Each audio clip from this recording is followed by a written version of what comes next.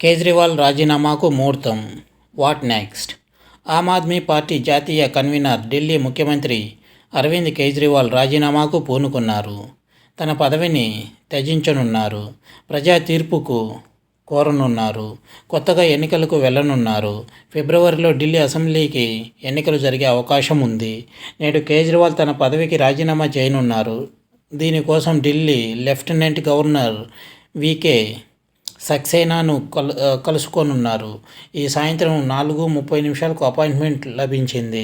Lieutenant గవర్నర్ను కలిసి తన రాజీనామా పత్రాన్ని అందజేయనున్నారు. ఆ విషయంలో ఆయన వెంట 2 లేదా 3 మంత్రివర్గ సహచరులు ఉంటారు. ఢిల్లీ మద్యం పాలసీ కుంభకోణంలో భారీ ఎత్తున మనీ లాండరింగ్కు పాల్పడిన ఆరోపణలను ఎదుర్కొంటున్నారు కేజ్రీవాల్. ఈ కేసులో అరెస్టు సైతం అయ్యారు. ఎన్ఫోర్స్మెంట్ డైరెక్టరేట్, సిబిఐ అధికారులు ఆయన్ను అరెస్టు చేశారు. 6 నెలల పాటు ఢిల్లీలోని తిహార్ కేంద్ర కారాగారంలో ఉంటూ విచారణను ఎదుర్కొంటున్నారు. ఇటీవలే ఆయనకు బెయిల్ లభించింది.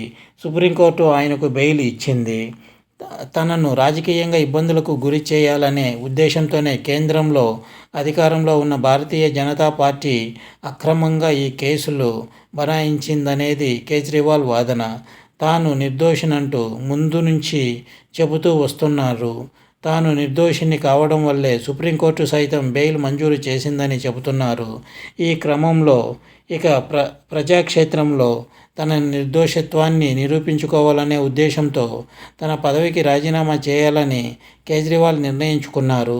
ఈ కారణంతోనే అసెంబ్లీని రద్దు చేసి మధ్యంతర ఎన్నికలకు వెళ్లాలని నిర్ణయించుకున్నారు.